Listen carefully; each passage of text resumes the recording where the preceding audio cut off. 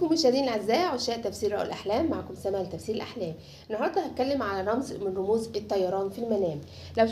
لو شفت نفسك بتطير من غير جناحات او من غير طياره، او شفت نفسك بتحلق فوق السماء، ما تستغربش، ده مش حلم عادي، دي رساله قويه من عالم الروح. رؤيه الطيران من الرموز النادره، لكن لما تتكرر بتكون رساله واضحه جدا. تعالى نكشف مع بعض أسرار الطيران في المنام.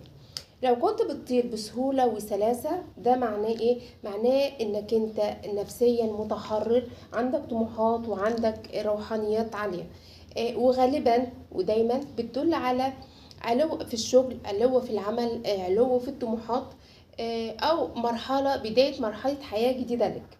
لو كنت بتطير فوق الناس او مكان او في اماكن معينة، ده ممكن يكون علامة على التفوق والنجاح، او ممكن كشف خفايا واسرار انت الوحيد اللي هتعرفها، او حتى ممكن تكون شايف الحقيقة اكتر من غيرك.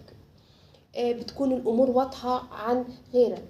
طيب لكن لو شفت الطيران كان صعب او بترجع وتقع، ده دليل على انك بتحاول توصل لهدفك، لكن في حاجات بتشدك لورا.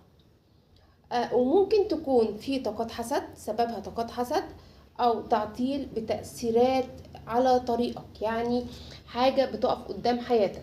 لو حلمت انك بتطير وبتخاف تقع، دي رسالة من عقلك الباطن انك محتاج تتوازن بين طموحك وخوفك الداخلي. لو شفت نفسك بتطير مع شخص ميت، هنا لازم ننتبه. ممكن يكون شوق وحنين للشخص المتوفي، وممكن احيانا بتكون رسالة انك انت محتاج تراجع نفسك وتراجع علاقتك مع ربنا. بس اهم سؤال هنا، انت كنت بتطل فين؟ هل كنت بتطل فوق ولا بتهرب؟ كل تفصيلة في الرؤية دي بتشرح حالتك النفسية والروحية بوضوح. لو حلمت انك انت بتطير، اكتب لي حلمك في التعليقات وانا هفسره لك بالتفصيل.